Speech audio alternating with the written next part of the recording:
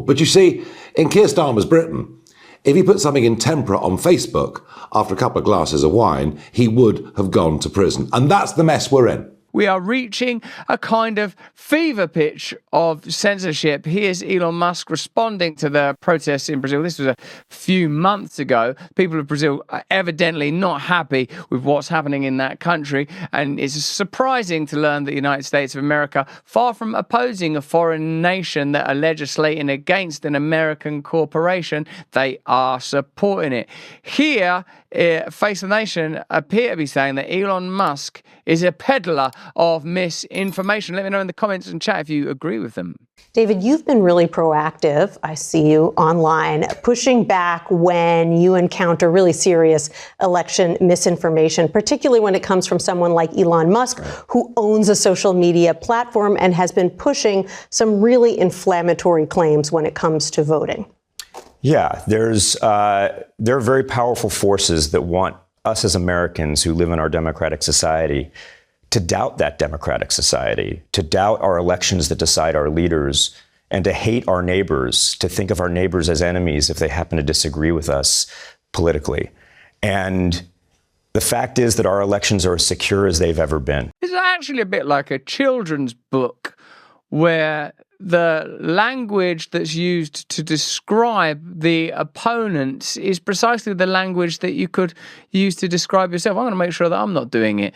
I'm going to make sure that I'm not participating in anything other than unifying language of hope and optimism and real and radical change in the face of, it seems to me, sets of legislation across the world designed to inhibit personal freedom. Let's try our best to do that, because here's a resurfaced clip of Kamala Harris saying, or appearing to say at least, that she would ban X were she to ascend to the high office of presidency. He has lost his privileges and it should be taken down. And the bottom line is that you can't say that you have one rule for Facebook and you have a different rule for Twitter. Well, I don't know. Does that make sense? Have you seen some of the investigation into child exploitation on Meta and how, in fact, it does appear to be one rule for X and one rule for Meta, and very much in Meta's favor? The same rule has to apply, which is that there has to be a responsibility that is placed on these social media sites to understand their power. They are directly speaking to millions and millions of people without any level of oversight or regulation. And that has to stop. Oversight and regulation, control and censorship, synonyms, and it would be easy to get lost in a maze of nomenclature if you weren't paying attention to what's happening across the world right now. And wokeness there, pointing out that Kamala supports what Brazil just did to X. In my country now, we are experiencing, as we are across the world, resurgent nation-first politics. Many people are concerned about what's happening in Germany and the recent election results in Germany.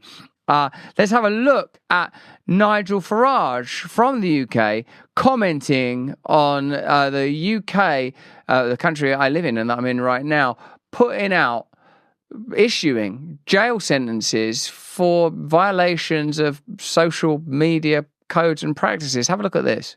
So there I was in Barnsley campaigning in a general election, and a lout opposite side of a street gets a cup, fills it with cement, lobs it at the bus that I'm on. And you can see the picture here of me ducking and me shouting to everybody else, get down. It was a very dangerous, provocative, violent thing for this guy to do. Luckily, some builders who were working on the site stopped him, apprehended him.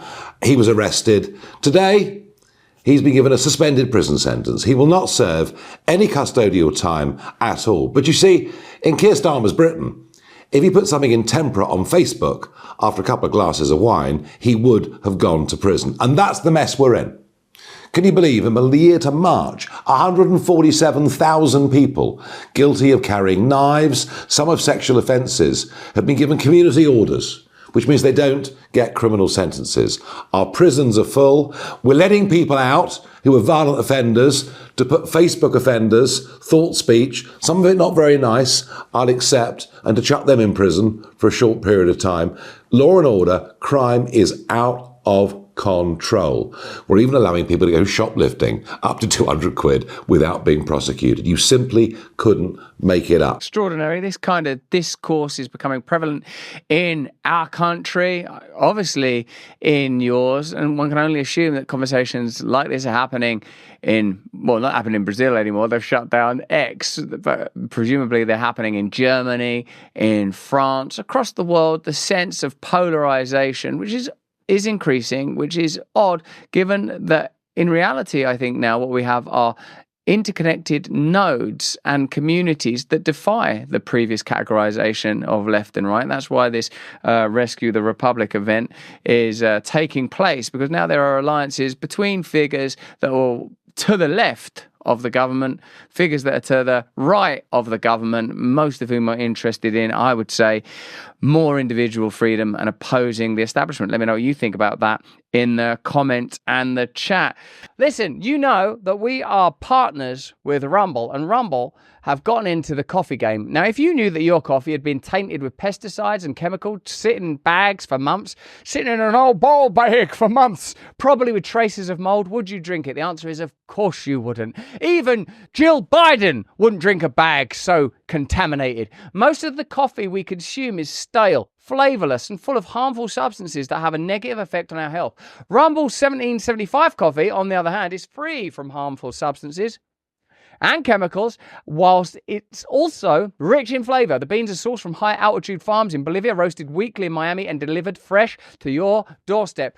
As believers in freedom, buying 1775 coffee helps fight back against other coffee makers that don't even care about you none. Join the coffee revolution and brew rebellion with Rumble's 1775 coffee. It's dark, it's delicious, but there are a variety of blends available. All you got to do is go to 1775coffee.com/brand. Use the code BRAND right now to get your 15% off. You can click that. There's stuff available whether you're in the Wake and Wonder chat or in the Rumble chat. It's pretty bloody good coffee. I'll tell you that right now. And I say that as an Englishman for whom the date 1775 is a very painful thing to reflect on.